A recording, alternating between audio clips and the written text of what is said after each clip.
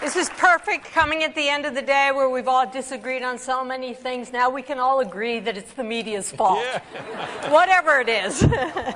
I just wanted to start by telling you this is the second time this year that in the last 12 months, I've attempted to talk about civility. And the first one is my own story.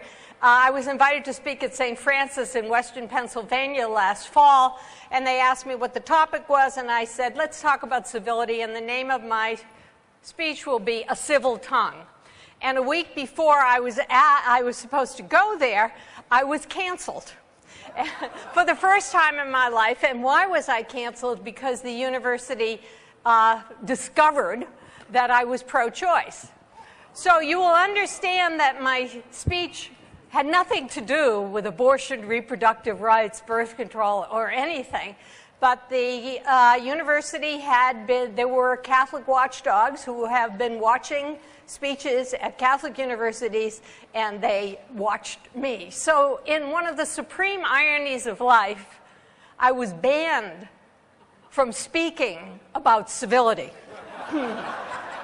So after the morning of listening to the academics, I'd like to go back for just a few minutes, and journalists do keep to time and space, and talk about a much more everyday version of the civility issue, which thinks about incivility as the angry, polarized voices that we hear in our daily lives.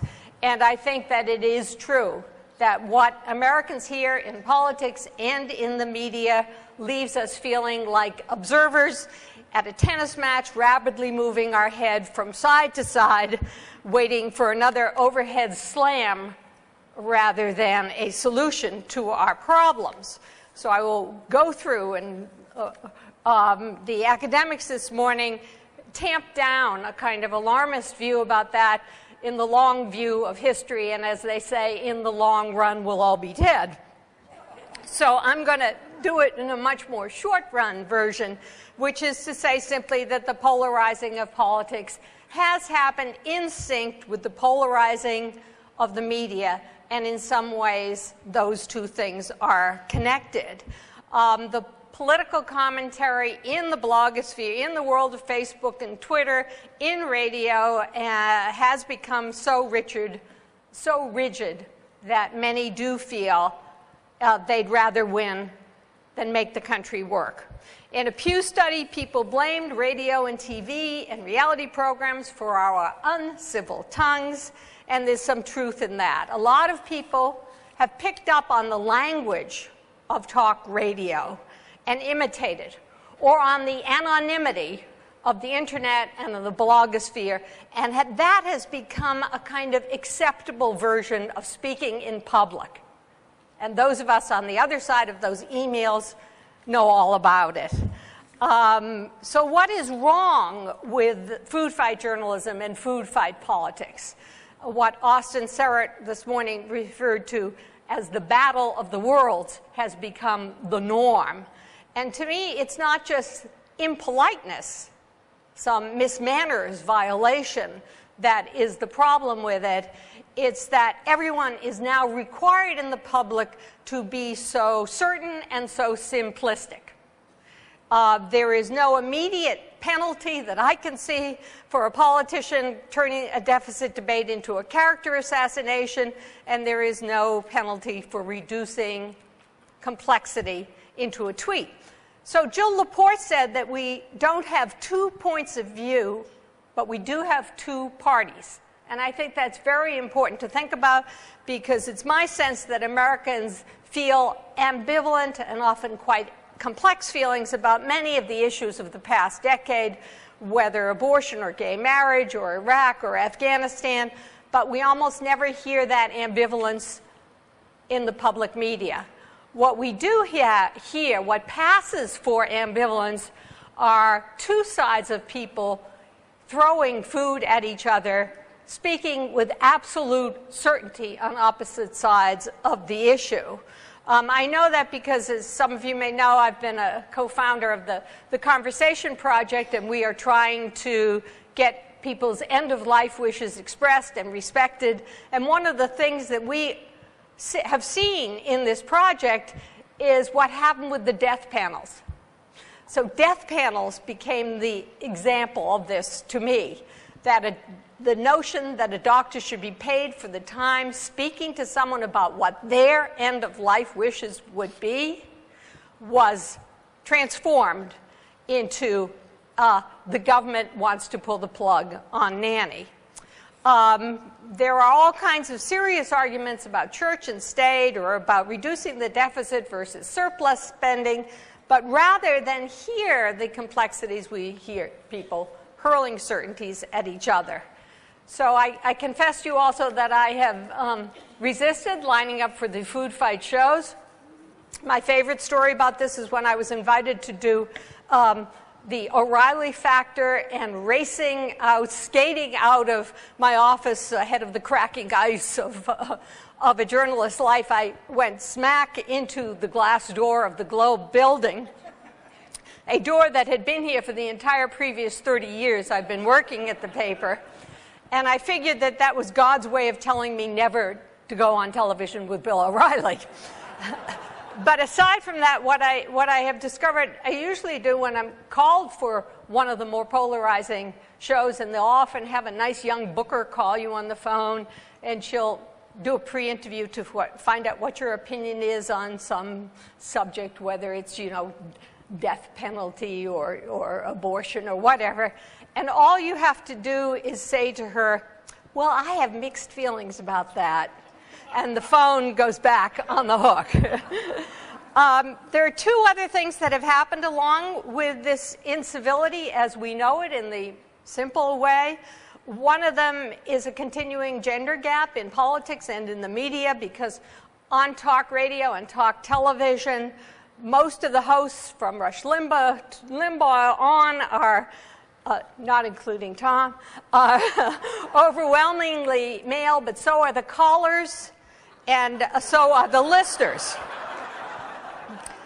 So for that matter are the cast of cable TV guys, from Chris Matthews to Bill O'Reilly, with the exception of the Rachel Maddows or the ubiquitous Ann Coulter, although I am willing to do a steroid test on Ann Coulter.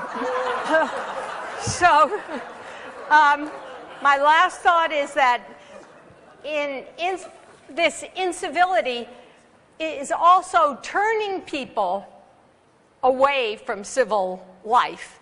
In a recent Pew study, Americans do believe that radio talk shows track with polarized political views. We also learned that incivility does push people from civil society, and it particularly pushes women away, effectively disenfranchising them from this debate. To this day, for example, just to give you a couple of facts, and then I will. In surveys, 2/3 of Americans consider a lack of civility a major problem. 72% view that politics is uncivil.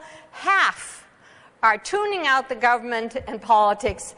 And of that half, 2/3 cite the lack of civility. One last thing. I think the rise of incivility has gone hand in hand with the rise of disinformation.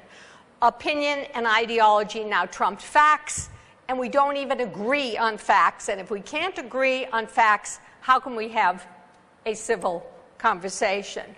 Winning again trumps problems. To this day, about 23% of Americans say they believe the health care law allows government to make end-of-life decisions for seniors.